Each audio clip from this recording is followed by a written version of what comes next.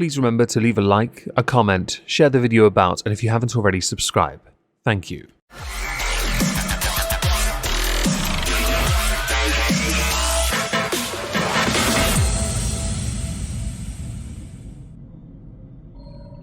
Hello everyone, welcome back to a Megon 2 Electric Boogaloo. Today we're going to be doing something I never thought I'd ever do on YouTube. I partially kinda tried to last week in the form of the video titled The Bonus Hole, but this week, as you'll see from the title, I'm actually going to defend the Young Turks, courtesy of a video that was shared to Twitter that originated from TikTok. A lot of these videos originate from TikTok, but I think I have to keep saying it because it just makes my mind feel a little bit better knowing this insanity is shared to Twitter and it isn't festering as much on Twitter as it used to. That's not to say it doesn't. Don't be that person, or I'm just going to call you a twat in the comments over and over again. So yes, check your Nostradamus. We might be defending the Young Turks from accusations of transphobia. Accusations that have been doing their rounds a lot more of late because they've been doing something that is somewhat contradictory to what they used to do. But you'll understand more once we get into the video.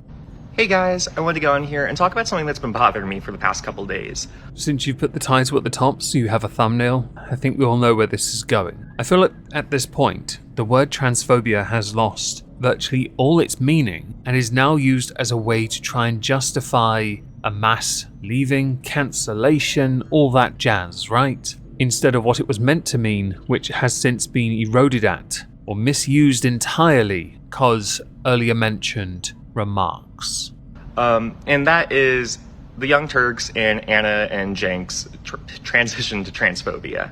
From what I have been sent, videos from their channel, the Young Turks that is, I do not believe the opinions they now present are at all transphobia. I think as time has gone by, instead of employing a state of listen and believe, which is a tactic often used by those who are too weak-minded to simply do the research, they are instead applying a level of critical thought to what it is to be trans, and the involvement of those who are trans in certain contexts, sport, transitioning for youth, yes, that kind of commentary. To be critical does not mean you are transphobic, it means you are applying critical thought to ensure, with a level of intellectual rigor, that the opinions espoused stack up to some kind of merit, which is often not the case at the moment because my feelings are more important than the reality.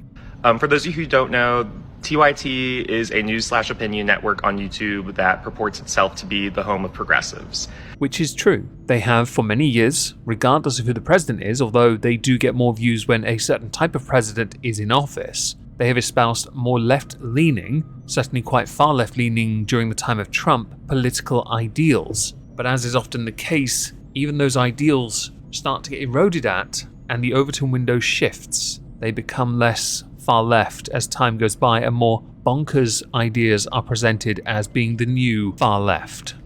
And a couple months ago, one of their primary hosts, Anna Kasparian, tweeted that she took umbrage with the terms birthing person or people with uterus. A totally valid criticism because she as a biological woman wants to be respected as a biological woman. During the time of 2015 to 2017, this wasn't the discussion. The discussion was women's equality, courtesy of bedroom feminists who had it all. But that discussion was about women, respecting them, elevating them, giving them their equality that they already had. But that was the point. If you want to treat women as equals, you don't then change what a woman is, or how you choose to identify a woman. Hence why last week Bonus Hole was quite amusing to me because it reduced humanity down to holes. I still maintain a bonus hole is something you play in snooker or golf, or is the accidental anal, right? Birthing person feels dehumanizing because a word already exists, and that word is woman. So what is a woman, by the way? Anyone? Tell me in the comments.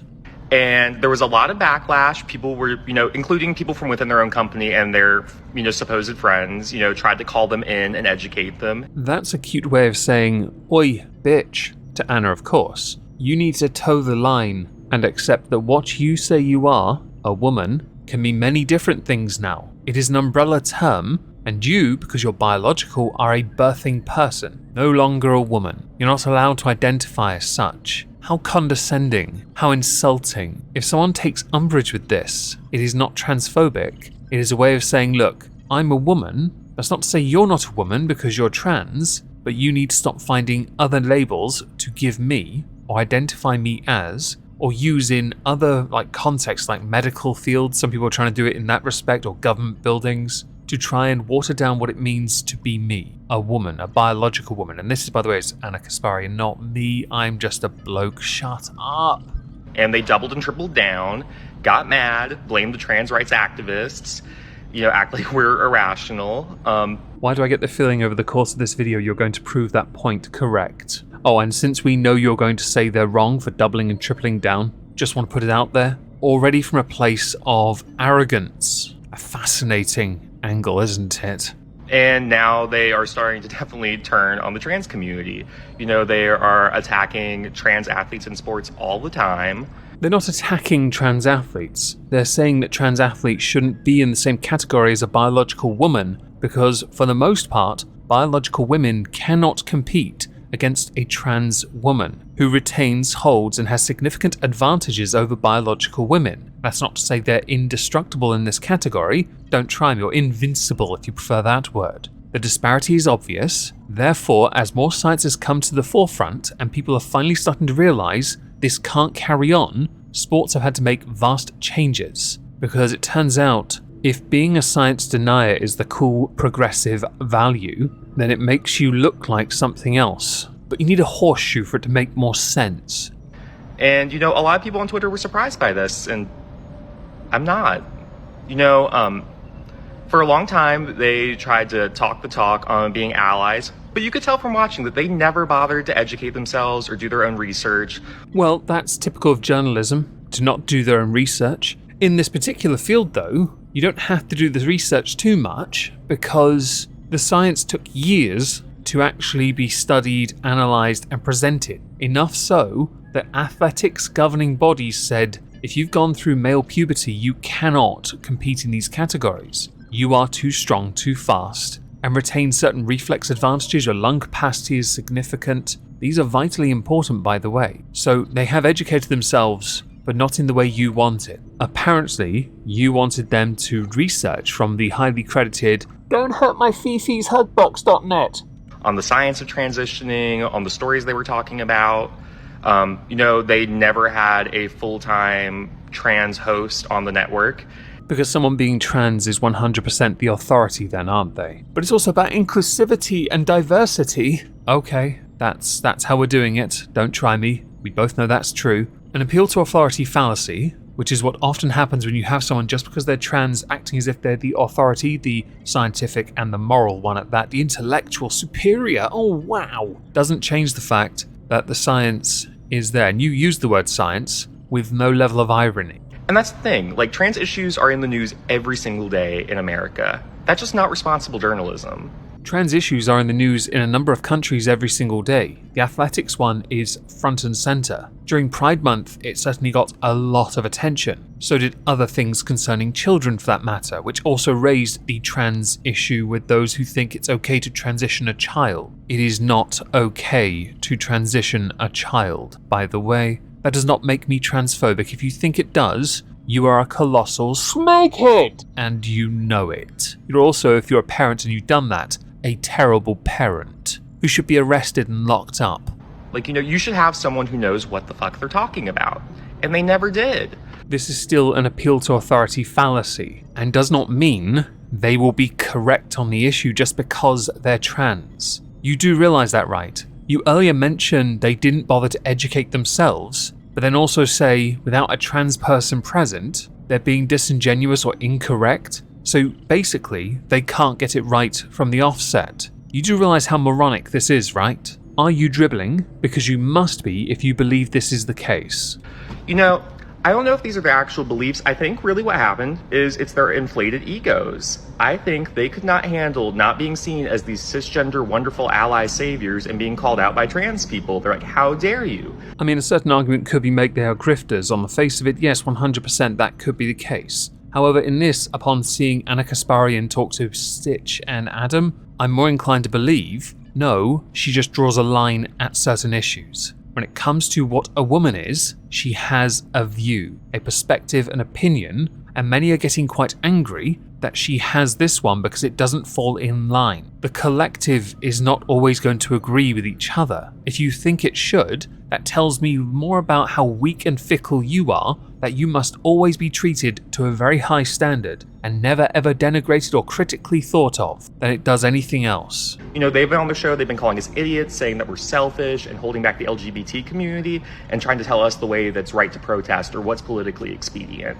It's called playing the game, lobcock. If you don't know how to play the game, certainly when it comes to politics, tells me you don't actually understand the nature of the game itself. Politics has to be protested a very unique way because of the levels of corruption within it. That includes lobbying. You have to do it a certain way and catch the politicians when they're not in power. The ones you want on your side, by the way. Because when they're finally in power, they will act on you, your requests, and what you've asked them to do to get your support, because when they're in power, they'll do nothing. Notice how little has been accomplished under a blue president. It's interesting, isn't it? Yet when a red president was in office, that lobbying was quite something, wasn't it now? The virtue signaling of the corrupt masses. How precious.